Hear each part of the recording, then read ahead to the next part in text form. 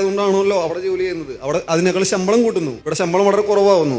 എന്താ അതിനൊരു പോംവഴി? അതിന് യുവാക്കൾ ഇത്രയും വേഗം കുടിയേറുന്നത് മൈഗ്രേഷനുകൾ കാരണം എന്തുകൊണ്ടാണ് നടന്നത്? ഇവിടെ ശമ്പളം കുറവാണല്ലോ മെയിനായിട്ട്. ശമ്പളം കുറവ് ഉള്ള ആളുകൾ ശമ്പളം കൊടുക്കുന്നവരായി മാറുക, അപ്പോൾ ആ പ്രശ്നം തീരും. കാര്യം പിടികിട്ടിയോ? ശമ്പളം മേടിക്കുന്നവനാകണമെന്ന ജീവിത ലക്ഷ്യമായിട്ടല്ല ജീവിക്കേണ്ടത്. 10 പേർക്ക് ശമ്പളം കൊടുക്കുന്നവനായിട്ട് ഞാൻ മാറും എന്നുള്ള ജീവിത ലക്ഷ്യത്തോടെ ജീവിച്ചാൽ ഈ പ്രശ്നം തീരും. കേരളം ഫ്ലറിഷ് ചെയ്യും. കേരളത്തിന്റെ ഏറ്റവും വലിയ പ്രശ്നം എല്ലാവരും ജനിച്ചു വീഴുന്നത് തന്നെ ശമ്പളം മേടിക്കാൻ പറ്റുന്നവരാകാൻ പറ്റുമോ എന്നോ ചിന്തിച്ചുകൊണ്ടാണ്. പരമ്പരാഗതമായിട്ടുള്ള നമ്മുടെ ചിന്തയുടെ കുഴപ്പം അത്.